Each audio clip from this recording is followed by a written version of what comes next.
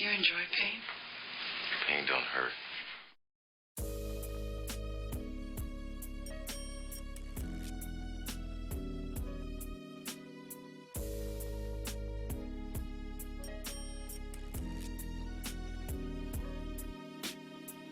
Pain hurts. I know pain hurts. Pain is a hell of a thing to deal with. That's why people on crack. That's why they smoke cigarettes all day. That's why they on alcohol, heroin. That's why you got teenage kids selling their Ritalin and Prozac pills in the school lunchroom to other kids who are trying to escape that pain. That's why we get high. That's where addiction comes from. Addiction comes from indulging in a form of escapism so long that you become dependent upon it to protect you from your own reality.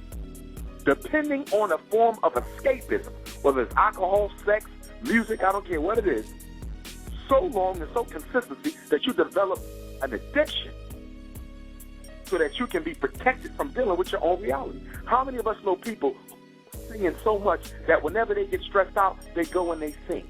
And there's nothing wrong with going to sing while you're stressed out. But guess what? Do they ever come back to deal with the problem? Hell, they use their music to drown out their issues. I'll give you a perfect example. Rest in peace to Michael Jackson, the king of pop. He's a perfect example of someone who had God-given talent, okay, to shield them from painful issues from their past. He was psychologically abused by his father. He was physically and psychologically abused by his father, and Mike never dealt with it. You know why Mike never dealt with it? Because it was too painful to go back into those memories with the aid of a therapist. It was too painful to do that. I remember I saw Deepak Chopra, Dr. Deepak Chopra, who is an Indian psychoneuroimmunologist, so he comes from the Hindu Vedic tradition, and he was Michael Jackson's trusted friend and one of his physicians. And so he wanted, I remember seeing an interview after Mike passed, and I'm paraphrasing Dr. Chopra's work, a lot of which he brought from ancient African spirituality anyhow, because anyone who knows anything about ancient Asia knows that ancient Asia borrowed its spiritual tradition from ancient Africa. But he said Michael Jackson would call him up and say, I want some painkillers. He said this on CNN. He said Michael Jackson would call me up asking for painkillers, and I would tell Mike, that's not the way to go, Mike. You got to work through your pain.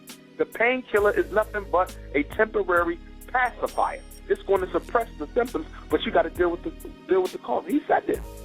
He said I was giving him some prescriptions, and then I stopped because I was feeding his addiction. He wanted painkillers. That's what everybody in the black community is looking for. A painkiller. Sex. A painkiller. Music. A painkiller. Jesus in the church. A painkiller. Muhammad in the mosque. How many Muslim sisters I know came to Islam because they thought it would heal their pain? How many sisters I know and brothers, because I don't want to leave them out because it's good for the woman, it's good for the man, who run to the church, run to these different political places trying to escape the pain. Pain is the biggest issue in the black community. And that biggest cause of pain is the pain that comes from knowing you're trying to be a citizen in a country that wants nothing to do with you.